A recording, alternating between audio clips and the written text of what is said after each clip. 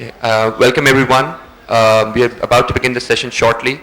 Before we officially begin the session, we just would like to inform you, kindly keep your cell phones on silent, or if you can switch them off, that would be perfect. During the session, we would request you to observe complete silence, and the format of the session is 1 hour long with 45 minutes of the discussion between our esteemed panelists and 15 minutes for question and answers. When the question and answer session starts, we would highly appreciate if you can keep your questions short and precise and kindly refrain from making any statements. Thank you. Okay. The moderator of the session for today is Dr. Moeed Pirzada. He is head of strategic affairs for Dunia Television. And beyond that, the session, the title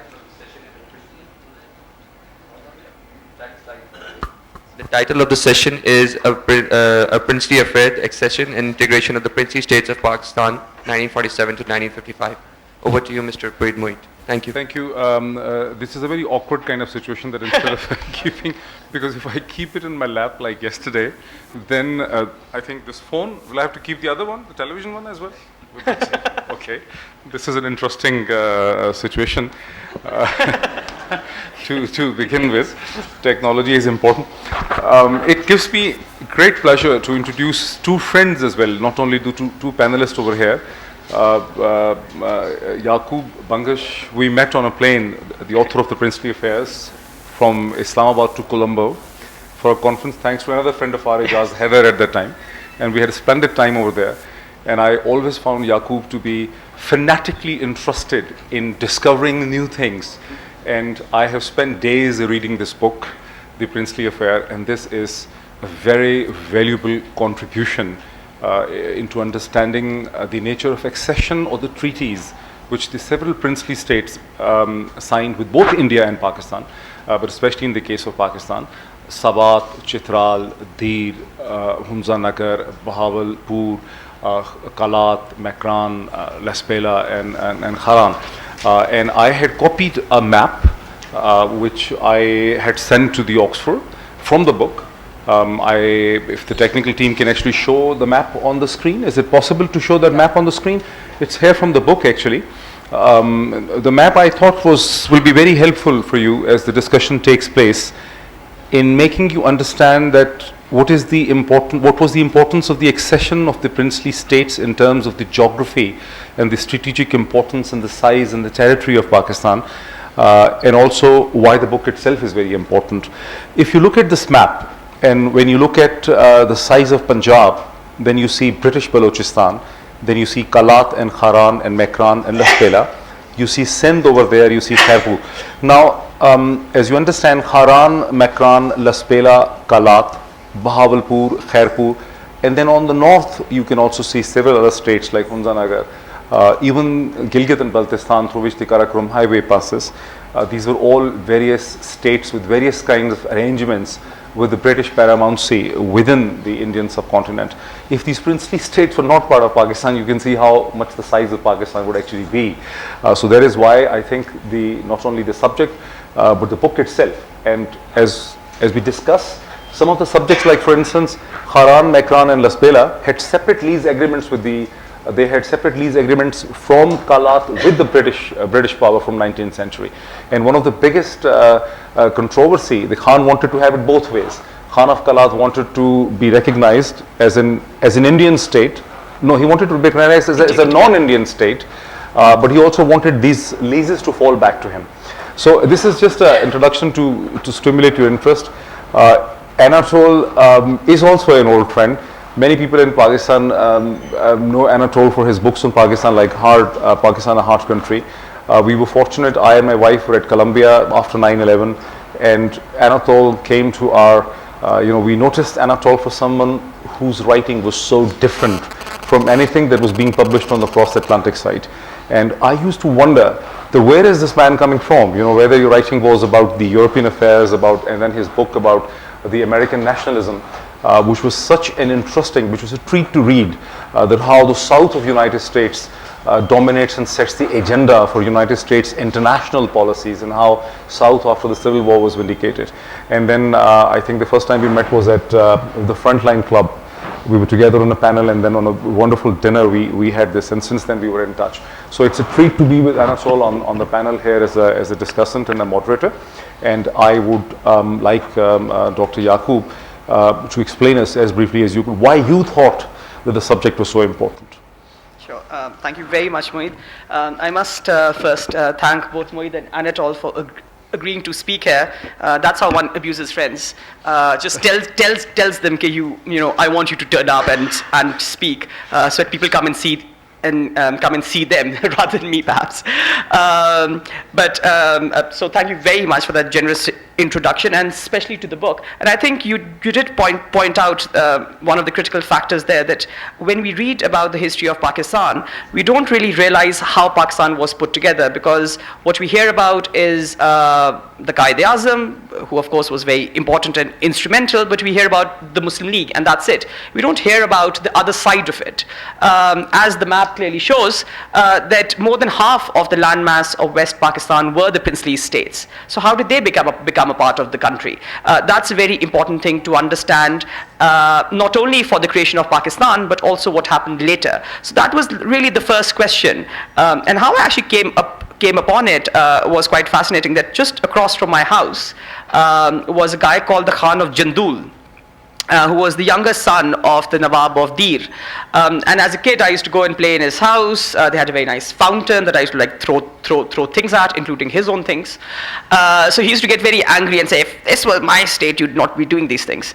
And he'd get terribly angry and run after me till there was a time that he couldn't actually run after me too much. And I kept asking him, where was he from and what did he do? And he was very dear friends with my father. And the discussion that I remember as a kid with him, and from what I heard about his elder brother, who ended up being the Nawab of Dir, was the thing, should I keep my money in euro, in pounds or in dollars?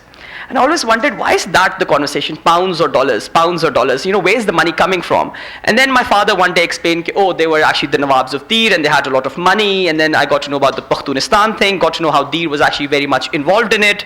I remember the Khan of Jandul telling me that I had nothing to do with the Pakhtunistan movement, and they just arrested me and kept me under confinement for 10 years because of nothing. And I used to feel really bad for him till when I did research, I found letters from him to the king of Afghanistan saying, please help us create an independent country.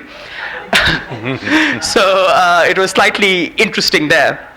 And then, of course, I knew a couple of other people just socially who then, of course, connected things, and I got to know how the princesses were important. One person who I really want to remember today, and if he were here, I would have actually asked him to come and be a part of the session, is Mian Gul Aurangzeb of Swat. He was an amazing person. I used to turn up unannounced at 10 a.m. any morning, and he'd hold his mini darbar in his house right next to the Afghan embassy. And I'd always joke, it's very strategically placed right next to the Afghan embassy because you nearly went there. And he would get slightly annoyed by that. But then he would tell me wonderful anecdotes from his father's time and his grandfather's time, and how exemplary the princely state of Swat was, how good the law and order was there, how good the education was in the state, and how these small units actually function really properly. And it is in conversations from Mian Gul Aurangzeb that I realized that in Europe, we really prize these small principalities like Liechtenstein or San Marino or Monaco and all these other places. Why is it that they didn't exist? They didn't continue to exist in the subcontinent. So these kinds of questions really led me to look into this, because this also has great effects and tells us a lot about the nature of state formation in Pakistan. Once I got to know more about Kalat, I only met the Khan of Kalat when I was doing my research on PhD.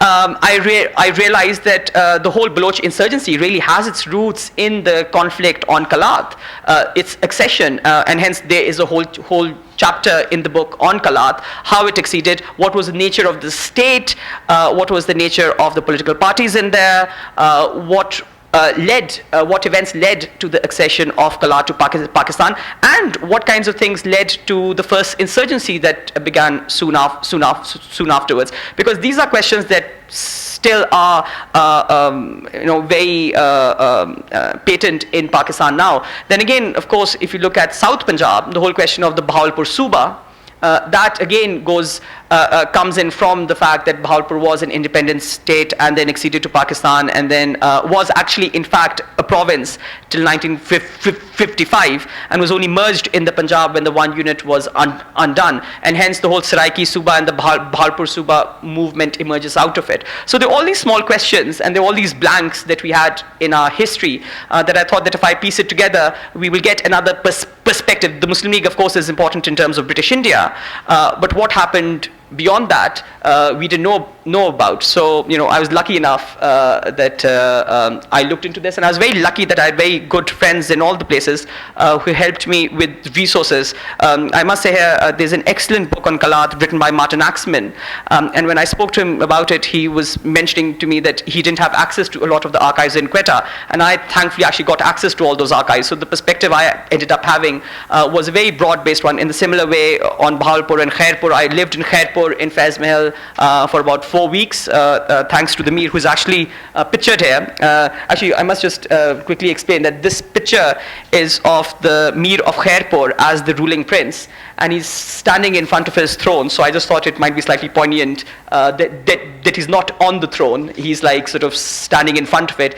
And this was taken on the 1st of December 1947 by Margaret Bourne-White of the Time magazine.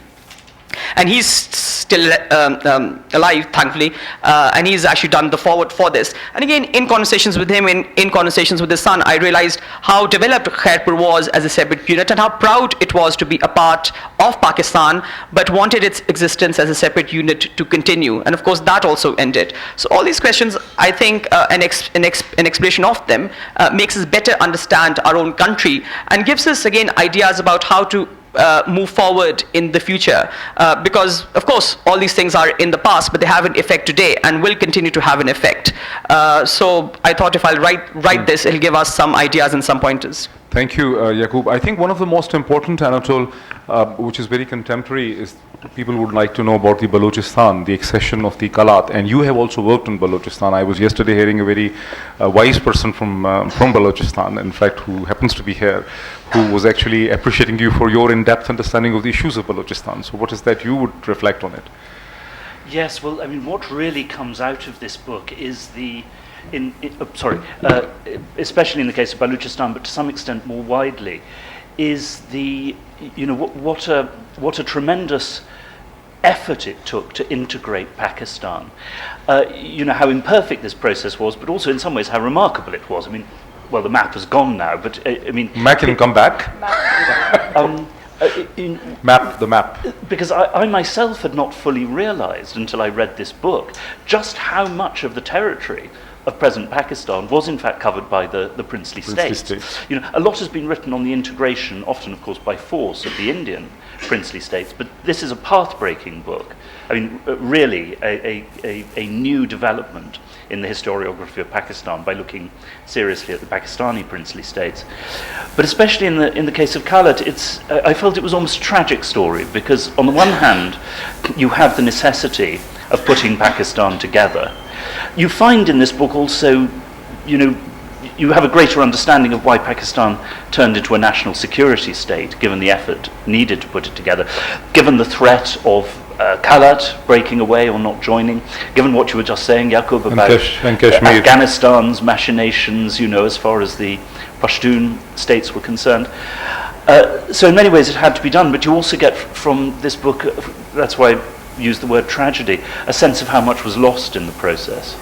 Especially with Kalat, that, no doubt it had to be done, but the way that it was done, the over-centralization, the bureaucratization, once again the obsession with security, how much was lost in terms of local autonomy, how much was lost in terms of, shall we say, a natural rather than a forced local loyalty. So I thought this was also a very, very moving book from that point of view. And also, while reading this book, for the first time I felt a little bit regard for Lord Mountbatten. Yes. As an article of faith in Pakistan, one of the most hated personality from the Indo-Pakistani subcontinent is Lord Mountbatten.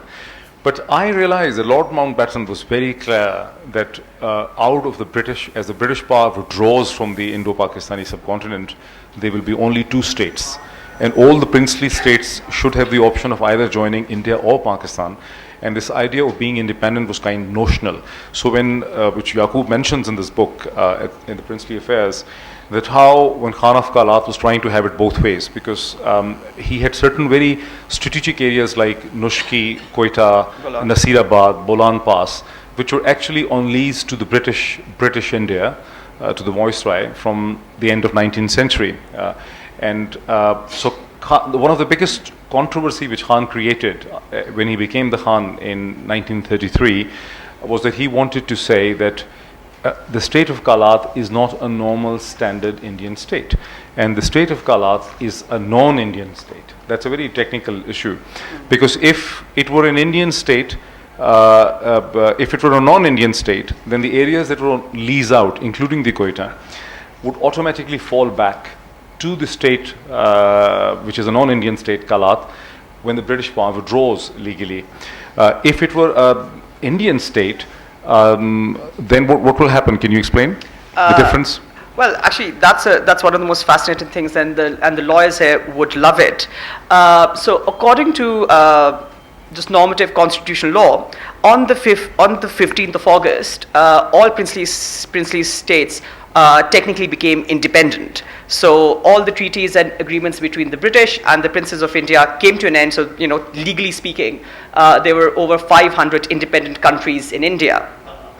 Now, 583. Yes. 583. Well, actually, what's really fascinating there is the numbers kept changing every year, and I think there is a whole discourse there why the numbers kept changing, because the British used it as a carrot and stick. Like some places were made into princely states and then demoted, then promoted, so it just went back and forth. But anyways, coming back to that, so all of them became legally independent. Now, the lapse of paramountcy, which was the legal term used, meant that any leased areas or any agreements lapsed on that day. So if you had taken land from the princely states, the land went back on the 15th of August. And what's really fascinating is that is how Gilgit was given back to the Kashmir Darbar on the 1st of August 1947. Mountbatten wanted that to happen. Mountbatten wanted that to happen, and I think one can really read into it quite a lot of what was being planned there.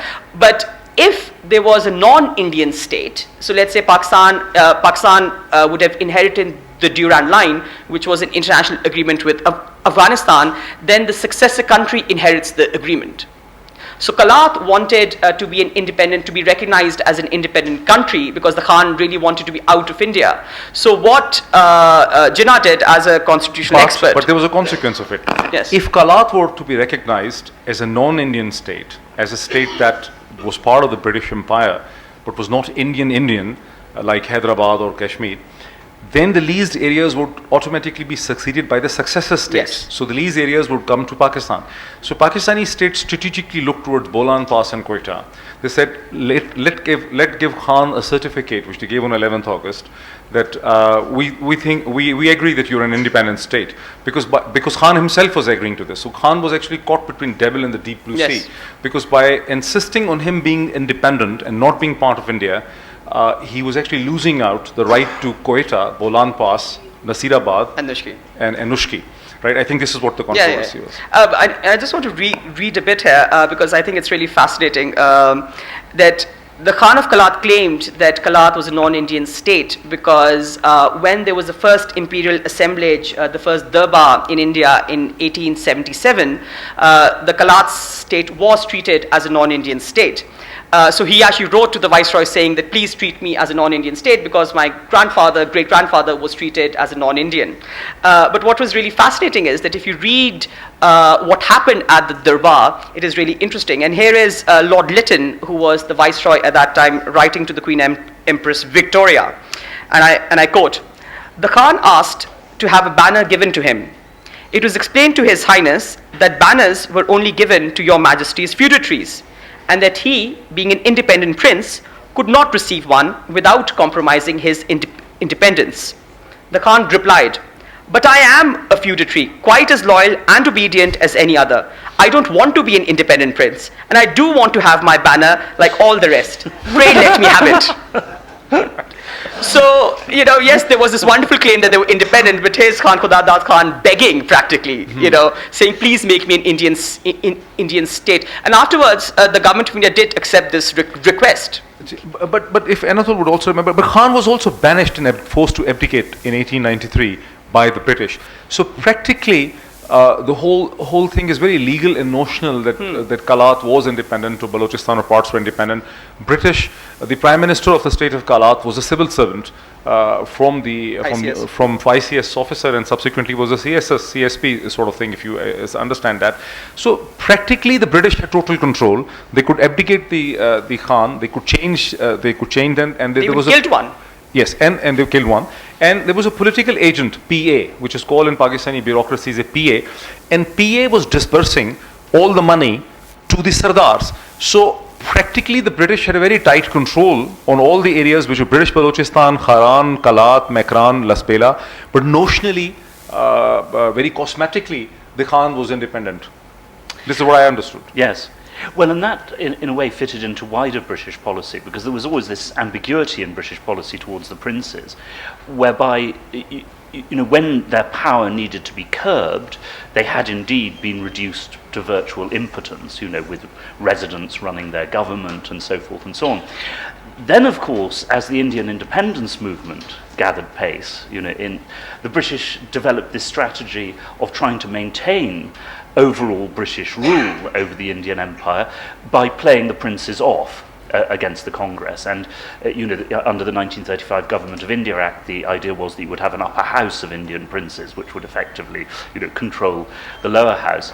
And that British hopes in that regard really lasted well into the Second World War. So the British left an ambiguous legacy in that regard, both to India and Pakistan. Now, India, well, perhaps, seen from Delhi, had no choice but basically to sweep all this away. Pakistan perhaps could have adopted, a more nuanced policy. One could look, for example, at the example of Malaysia, where the Malay sultans, of course, have retained great, symbolic and dignified power. Something that might, in certain respects, have contributed to stabilizing Pakistan and to also making it more... But why do you say that India couldn't have it any other way? For instance, why Hyderabad couldn't have a treaty with India rather than being forced to accede to India? Well, simply because of course, of the conflict with Pakistan. Once that had erupted, a government in Delhi was obviously going to be deeply suspicious of any... But Hyderabad was so deep inside Indian territory, and that Pakistan's ability to do anything really to Hyderabad, it's not a border state. Oh, I entirely agree, and as certain writers have brought out, I don't know if you know the series of essays recently by Perry Anderson in the London Review of Books. The Indian invasion and annexation of Hyderabad was a really savage process, with monstrous casualties. I was just saying, seen from Delhi and seen by a government, like that of the Congress and Nehru, they would have seen this as virtually... I'm so glad that you mentioned Perry Anderson. I think to all of you who are seriously interested in the Indian history of the last 100 years, Professor Perry Anderson, he's in California, right? He writes from California.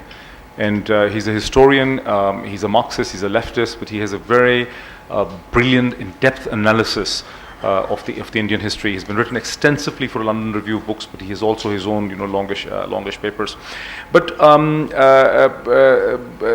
think the one important thing regarding Kalat, because this actually brings us to the contemporary time period, is that in the run-up to the accession, the Khan of Kalat and many people inside Kalat, because he had a parliament as well, with an upper house and a lower house, would wanted to have a treaty with the state of Pakistan rather than an accession and becoming an integral part of Pakistan. I think this is what the controversy. But what I couldn't understand, that the Pakistan, once, and Jinnah was himself trying to negotiate with Khan, the process that continued till February, he didn't bring the civil servants and the state of Pakistan into it. He's trying to use his personal relationship, because he had been Khan of Kalat's lawyer and his attorney representing him in constitutional matters in front of the Viceroy. But once the but he couldn't convince the Khan of Kalat to sign the treaty, the accession, and Khan was continuously insisting on getting a treaty of relationship the way he had with the British.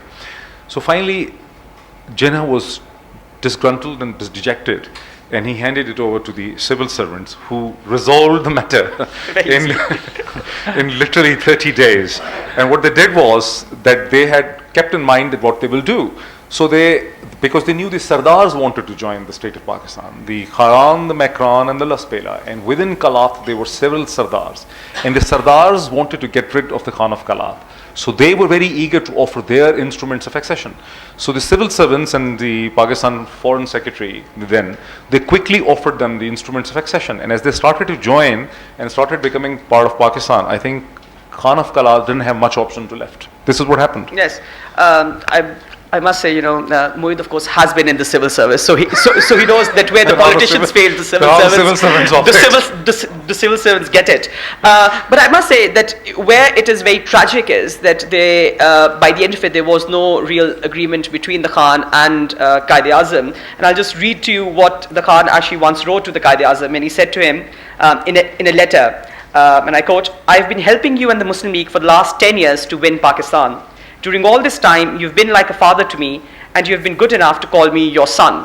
So such was the close relationship between these two people, and it's a pity to a great extent that no agreement was reached. And what is really fascinating is that the civil servants, being ICS officers, called the bluff, because when the Khan was pushed that why aren't you acceding by Jinnah, he said, well, I am all for Pakistan.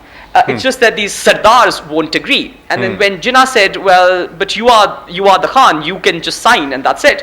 And he said, well, actually Kalat is very complicated, and that again you can read in the book how complicated the structure in Kalat is. So he claimed that he has to have agreement of the Sardars for Kalat to accede to Pakistan. So when it was given to the civil servants, well, the civil servants said, well, if it's really the Sardars who are going to decide, let's just go and approach them. And all of them were very eager to sign up to Pakistan. And in fact, Nawab Habibullah Gijki of Makran was in Karachi for 2 months, begging to see the Quaid-e-Azam so that he can accede to Pakistan. So when the time came, the civil servant said, well, let's call the bluff. Let's take Anatol's view. Anatol, there are correspondence, if you see in the chapter on the Kalat, there are an interesting communication and correspondence that's taking place between the British High Commission in Karachi, which is sending its dispatches to London, and it says how all these Sardars are sitting over here begging the accession, and they're waiting, and they started begging accession from these I think October of 1947. Yes. Till the accession takes place on 27th of March 1947. But the final act of accession of the Khan of Kalat also takes place in a very, very dramatic fashion, and the All India Radio had something to do with it. Yes, But that was very surprising. That again is extremely interesting. That why did it happen? And that remains, I think, for me, the only kind of a mystery in the thing. So what happened was that on the 27th of March, there was a report on All India Radio saying that Kalat had offered its accession to India. And as soon as the Khan of Kalat heard that, he realized that if people outside are going to hear this, they are going to say that, wow, India is now trying to encircle Pakistan and destroy it. So he panicked and immediately signed the instrument of accession to Pakistan. And what's really fascinating is that the next day, Jawaharlal Nehru in Parliament actually said, oh, that was a mistake. But it's quite fascinating how, this is a very... So inadvertently, India actually helped Pakistan. Which is odd. Had it been in recent times, we would have suspected that ISI influenced the All India Radio. What do you think? ISI influences everything, I think. If you look at the map, what happened was this: not only this thing was the last straw on the camel's back, in the sense that the Khan was under pressure. Once Haran, Makran, and Lasbela, you see, Kalat had a notional sovereignty or suzerainty on Haran, Makran, and Lasbela. And there were individual small states and holdings which Sardars had within the state of Kalat. Once Lasbela signed the instrument of accession with Karachi, Karachi is there in the Sindh when you look at the tip. Once Lasbela signed it, and once Makran signed it, Kalat lost its access to the sea. So Kalat became a landlocked territory. And as Lasbela, Makran, and Haran signed their accession, the Karachi dispatched the navy and the military battalions who started positioning themselves in maritime positions, and there was a cantonment in Quetta as well. So the Khan of Kalat was fearing that the State of Pakistan would perhaps take some sort of step against him. So he was under tremendous pressure. And when the All India Radio News breaks that he has signed an instrument of accession, or he's thinking of whatever with India, he panicked. He thought that his political position within the larger context will become untenable. And I think in sheer panic, he signed the instrument of accession, which is quite similar to the way Maharaja in Kashmir signed the instrument of accession. Whether he signed or not is also quite a mystery, but which is it? What do you think, Anatole? Yes, I mean, that of course, one always has to remember that people, don't have foresight. They can't look ahead. Clearly, if the princes had been able to look ahead to their later complete abolition and so forth, they might have pursued a very different policy. But clearly, I mean, they were coming out of a long period in which, under British rule, they had been able to negotiate in certain respects, a continuation of certain real powers. And so there was, I think, or at least that's something that I drew from Yaqoob's book, a hope that one would be able to have some sort of mixed system, in which real autonomy would be preserved, as of course in certain of the princely states, notably Swat, it was. We haven't yet mentioned the case of Swat, where there too, though of course a generation later, the way in which the princely state was abolished was to have extremely tragic consequences. In 1969, finally. Yes, when it was abolished. But of course, the resentments that this caused, we have a great expert on Swat in the room, Dr. Sultani Rum. And from his book on the subject, you get a real sense of how the resentments that in the population that the abolition of the princely state and the full annexation to Pakistan caused did in many ways help to lay the basis ultimately for the rise of militancy in Swat. Yes. Before we go to the other states, one thing which strikes out very interestingly from this book is, which we knew but which becomes very clear, is the British never wanted after the British withdrawal to have 3 states or 4 states or autonomous units, because they feared that China or Soviet Union will have foothold in areas. So London was very clear that if Quetta, Mehran, Haran and Lasbela are not with the state of Pakistan, which was actually a revelation to me, because we have seen the British actions in the context of Kashmir only, where they were favoring the Maharaja of Kashmir. They facilitated him in many ways. Mountbatten had his reasons. But over here, Mountbatten was equally using his authority. In fact, if we have to trust Dr. Yaqoob Bangash, misusing his authority in terms of pushing all these areas toward Pakistan. At one point, when the debate was going on, the controversy was flying in between whether Kalat was an Indian state or was a non-Indian state with the British Empire. The Secretary of State wrote to Mountbatten that, what are you doing? I mean, Kalat is an Indian state. Why are you creating this ambiguity that Kalat could be a non-Indian state? Because he refused to issue them a certificate, despite the Pakistani state accepting that Kalat might be an independent state. Mountbatten never signed on that document. He remained quiet and just brushed aside the whole thing. So the Secretary of State was very worried. What is Mountbatten doing? Because he said, if you accept Kalat as an independent state, as a non-Indian state, many other states across India can claim to be non-Indian states, and that will become a huge problem. But if Mountbatten would have accepted Kalat, if he would have issued with his stamp and as Kalat as an independent state, he feared that Quetta and Bolan Pass, Nasirabad and Ushki would fall towards Kalat, and he found it far too risky to entertain. He said, even if the Kalat remains controversial, Kalat remains independent or autonomous, and whatever happens between Pakistan and Kalat, Mountbatten, the supreme commander of the Allied forces in, I think, Far Eastern Theatre in the Second World War, was not prepared to let Quetta, the cantonment of Quetta and the Bolan Pass, to fall towards. So Mountbatten, when we see one character of Mountbatten as a British power in Kashmir, we see a totally different side of the Mountbatten, which I saw last night, and I was really surprised. I kept on checking, So there was, in fact, a certain angle to the whole authority, and all to you to pass on to Sawat, if you. Well, I just want to say, following on from that I think what this also reflected and which was passed on in some ways to the Pakistani civil service and army, was this deep imperial fear of anarchy in South Asia. Because you have to remember that by the end of 1946, Wavell was... Okay. Yeah. Wavell was replaced as viceroy because he had despaired, of the future of South Asia, to the extent that he was really thinking in terms of that if when the British withdrew, the whole subcontinent would fall into complete anarchy and chaos. There would be multiple civil wars and across the whole region. And I think fear of that was also something, that drove British policy at that time. Okay. Is the time over? We have 15 more minutes. We have. 5 minutes for the discussion. For the discussion, okay. So go ahead, just give us a few more minutes, I'm sorry, go ahead. Yeah. I'm Dr. Zedek. We have 20 Doctor? minutes. Just give you my... You need... We have actually. We have like 20 minutes because 12:15 पे खत्म होगा. 5 minutes for discussion. First, But it's 12:15. It has... 12:15. 1 hour. Okay. So, my name is Dr. Zedek Qureshi. I'm Head of Department Peace and Conflict Studies, Namal. My question can be answered by any of the three panelists.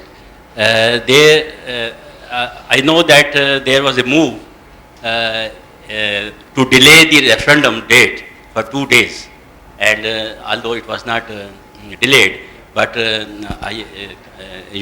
was some information that some people who wanted to give India chance for further persuasion. Okay. So they wanted to delay the referendum date for 2 days. So Okay. I would like to know. Okay, definitely. What was But the can we take situation? another question from here before you answer? One of them, there is a gentleman there. Yes, sir, please. Yes. So we can at least take 2 questions at one go. Yes.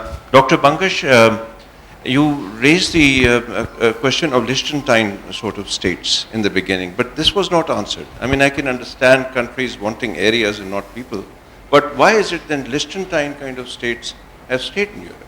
That question has not been answered. One, and secondly, Dr. Moeed Pirzada, if you look at the character of Lord Mountbatten for what is now called Pakistan and what is now called India, it is very consistent.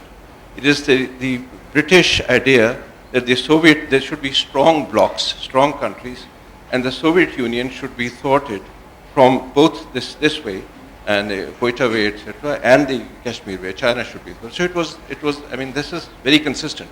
He is not pro-Pakistan or anti-something, etc. He's just pro-British. I agree, but he had a special relationship which is beyond the scope of this discussion with Pandit Nehru. Well, there was a triangular relationship which I researched a lot when I was in Colombia.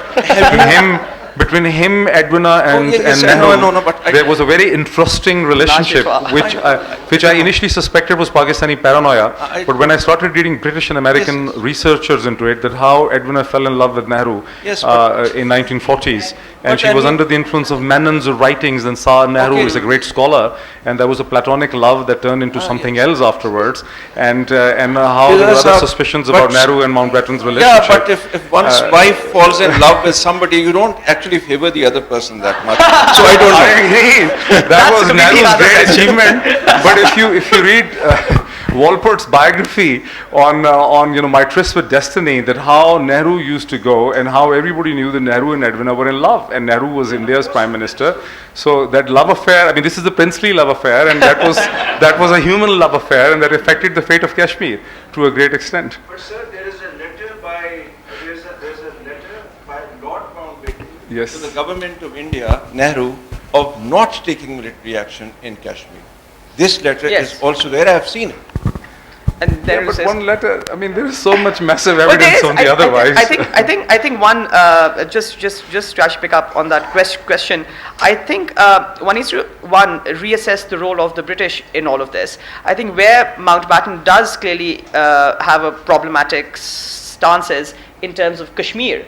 Because even in July 47, when Nehru wants to go to Kashmir to talk to the Maharaja, but the Maharaja bans his entry, it's Mountbatten who actually goes to Kashmir to talk to the Maharaja, and we assume say that join India. And the other thing is that even if you look at the strategic dimension of it, the returning of the Gilgit lease to Kashmir is, I think, a very significant point, because neither was the Bolan Pass returned to Kalat for the same reason as Moeed just mentioned, and neither was Berar returned to Hyderabad. Why is just one lease being returned to a country that doesn't have the ability to actually take care of it? And I think, but there we have the other side of the British, because there were these, one of the things that also comes through the book is there were a lot of British military officers and civil servants who were critical in the consolidation of Pakistan. So one of the persons was Major William Brown. If he weren't there, Gilgit would have become a part of India. This one guy, Major Brown, got the whole of the Gilgit agency that we have now. We call it Gilgit Baltistan now. That whole area is a part of Pakistan because of Major Brown, and he was so good that he actually led a coup there and then cabled the government of Pakistan saying, "I've done it for you, can you please come and take over?" And then he actually cables another very pro-Pakistani civil servant, the governor of the frontier province at that time, Sir George Cunningham, who Jinnah had personally requested to come back from retirement to become the governor there.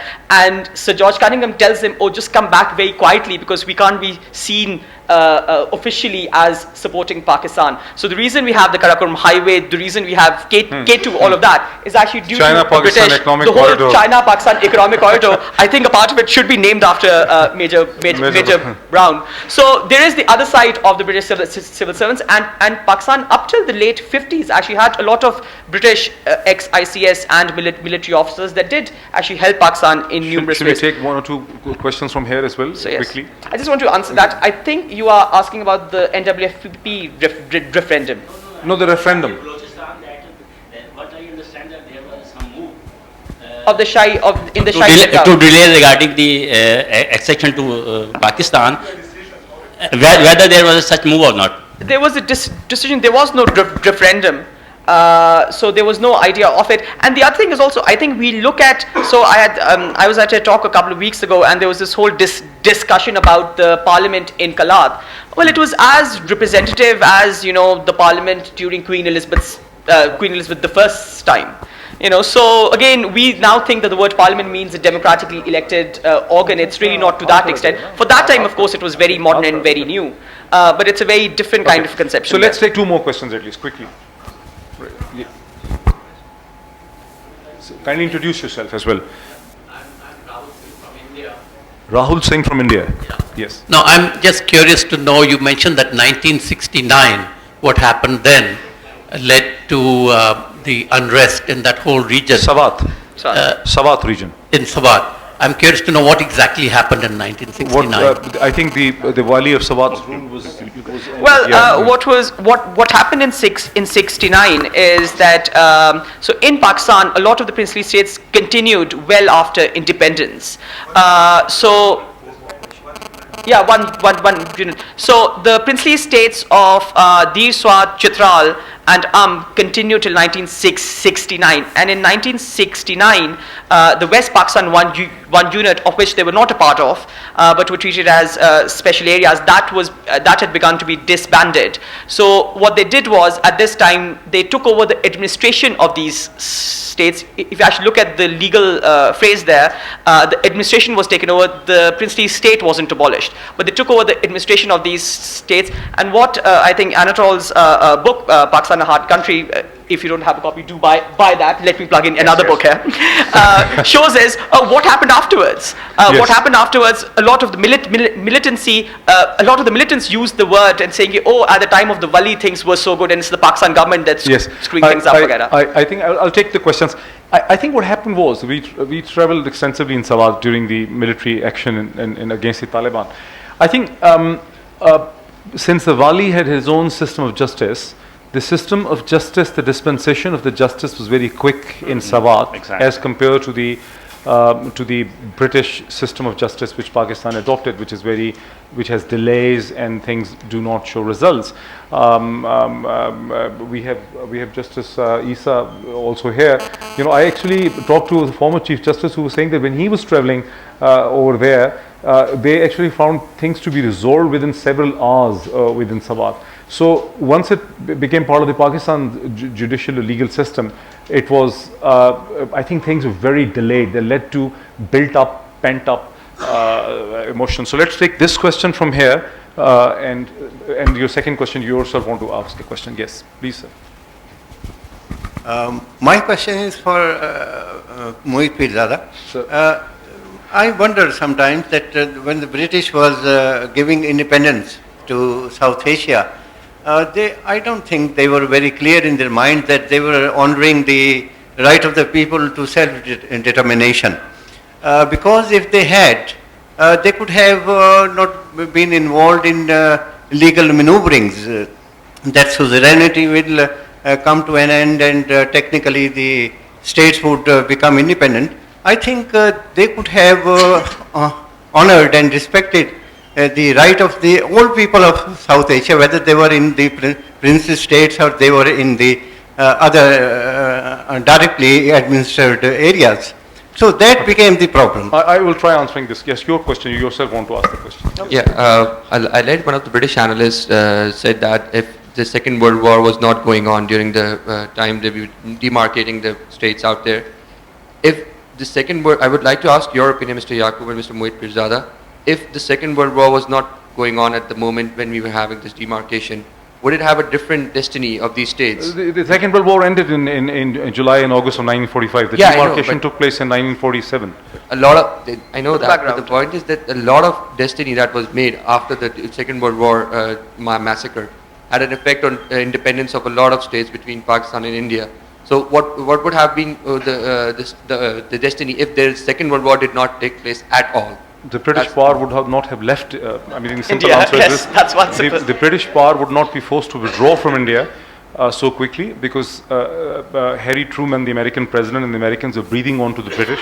They were afraid of Soviet Union. Soviet Union had started to emerge as a huge threat perception to them, and they thought that India, being a very poor and unequal society, the communist Marxist ideology would very quickly spread across India. So they wanted India to be split, the British to leave India, so that there could be a bulwark, automatic bulwark against the spread of communism across India. This is what was the central importance. And I think perhaps Anatol can explain a bit. Take another question, because I think there's a lot of people.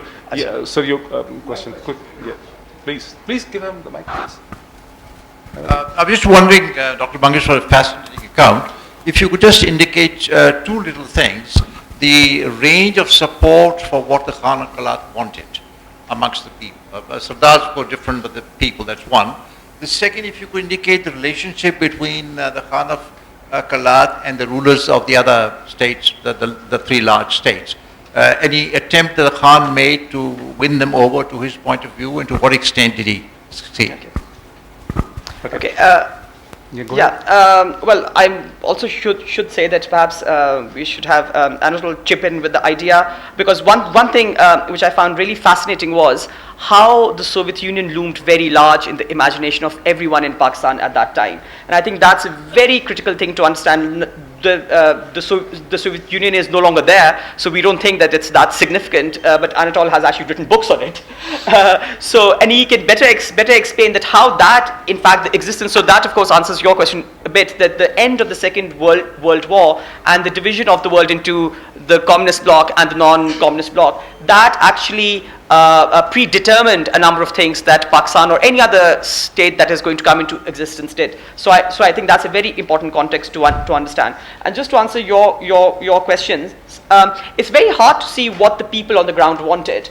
There was a certain elite of the Baloch Brahui opinion led by people like Abdul Samad Achakzai and Prizinjo and everyone. And but that's British Balochistan, Jogezais and all that. And actually Qazi Isa, for that matter, that's British Balochistan. But in the princely state of Kalat, there were these elites who were who were aligned with the Congress, who did support those kind of leftish kind of an agenda. You know, when I always try to distinguish that a lot of rich people in Pakistan are leftists, because once there was Lady Fitzwilliam who once mentioned to me that you need to afford it to be left.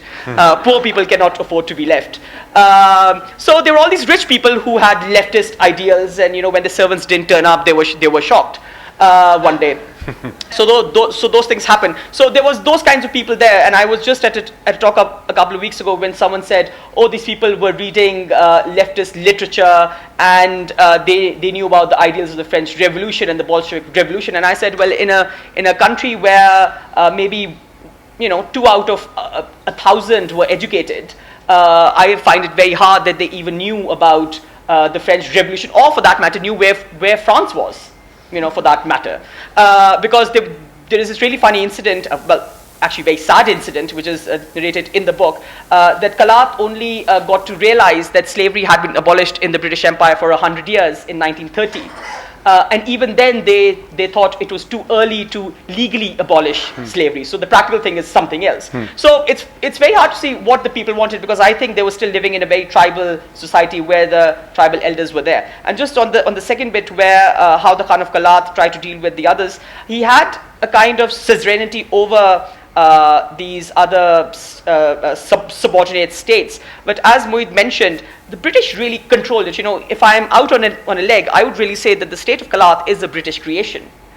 Because Kalat existed a bit with Mir Nasir Khan I, but when the British went to Afghanistan in the first Afghan war, they actually killed the Khan of Kalat because he was just being annoying. And that's what they said, he was annoying and we killed him. And Balochistan didn't exist as an entity till 18. So the power of the Khan of Kalat, in fact, if you really push it, derives more from him being practically appointed by the British Crown, rather than for actually any groundswell. And you could see that once the government of Pakistan was open to treating the other Sardars as equal to the Khan of Kalat, no one cared. So when the Khan of Kalat was officially in charge, people turned up to the House of Lords. But then when the government of Pakistan began to treat all the other heads of the tribes in a similar way, no one turned up. On 25th of March 1948, when Khan summoned all the Sardars of Kalat, only two turned up. Only two turned up. This was a British dispatch. And out of 72. Out of 72, only two turned up. The rest of the 70 were actually thinking towards Karachi. They were not really much interested in him.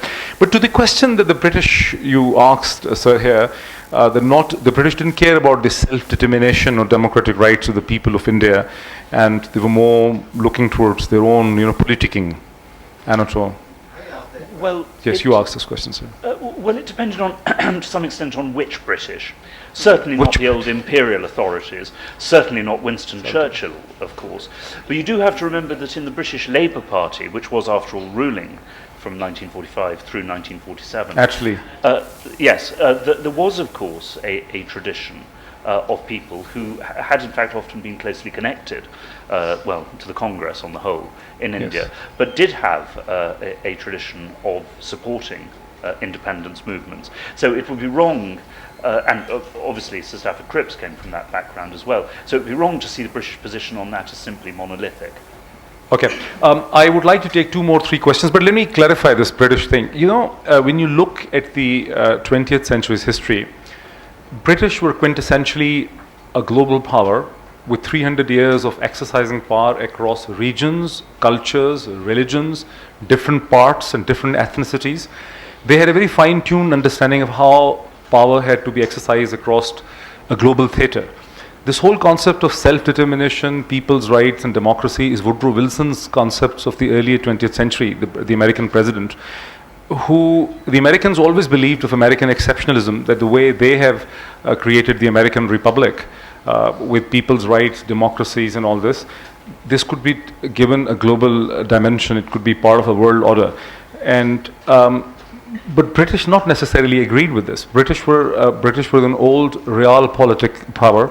They had their own notion of how the power had to be exercised. So you're right that British had a very realpolitik, view of how states and people and provinces or regions can be stitched together.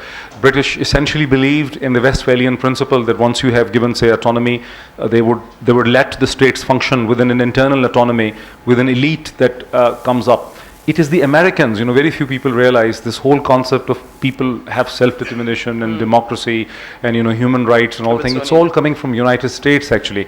Now, after the formation of the European Union, it has been adopted by EU as a foreign policy agenda, but this was not necessarily how the British essentially and the Europeans looked at the global theatre. You wanted to ask a question, sir, here. Yes. And I will come to you as well. Vicar Ali Shah, Professor of History and Director of NIHCR at Islamabad. So this is not a question, just to add something to you, and again, some more information about Moeed Pirzada's, when he related something about Afghanistan and the annexation of these areas permanently to Britain.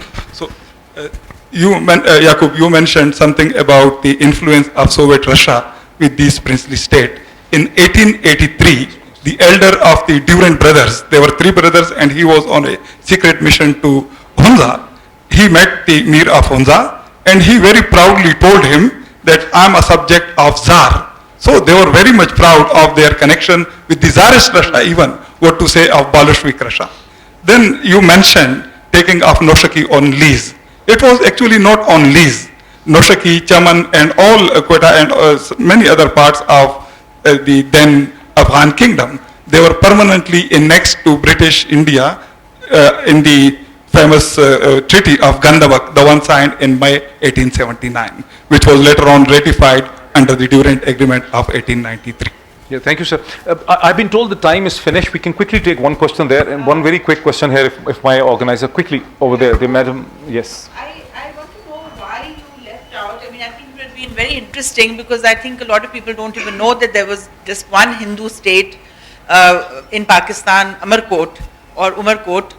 Why did you leave that out? Because I know we spoke before this, and you said it was not A-class state or whatever, but I think it would have been very interesting, because people don't even know this fact.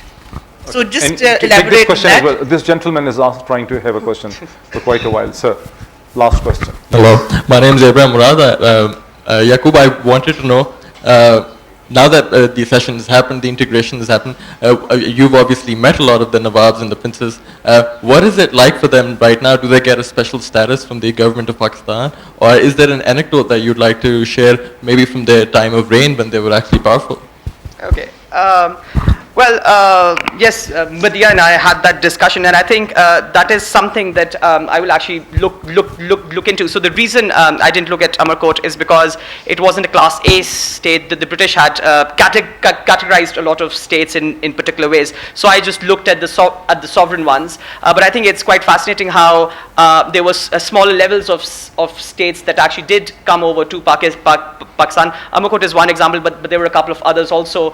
There was a Khan of Pulra. There were a number of other smaller, some talukdars in Sindh that actually moved to Pakistan also. So I think that's another category that one must really look into.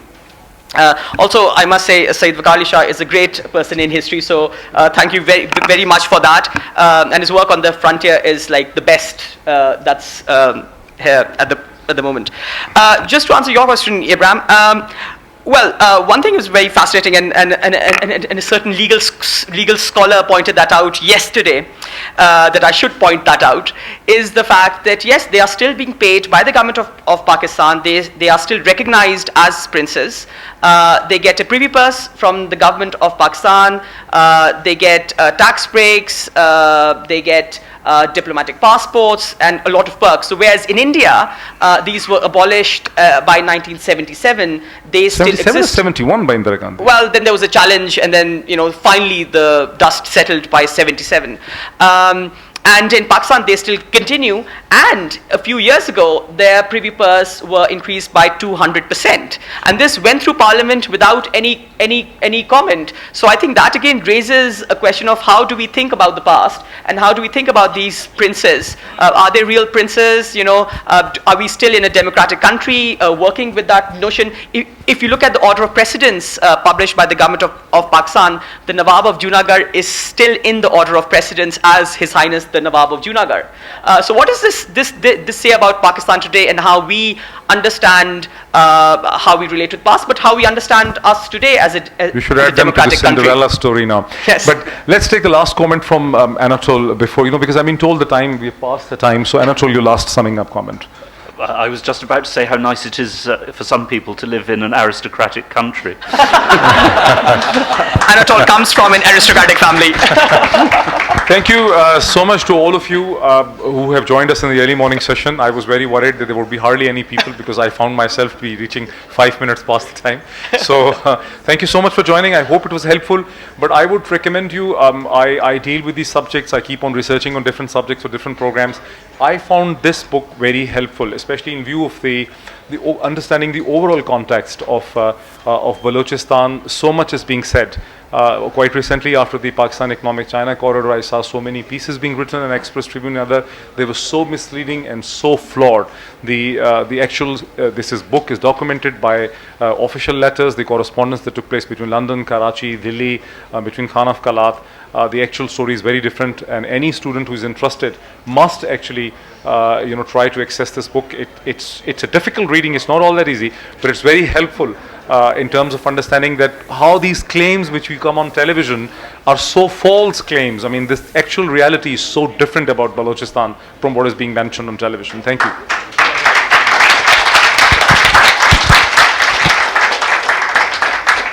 Thank you, everyone. Speaking of France and Pakistan, the next session is very intriguing because we have French and Pakistani literatures coming up, and from Flaubert to Fez. Thank you.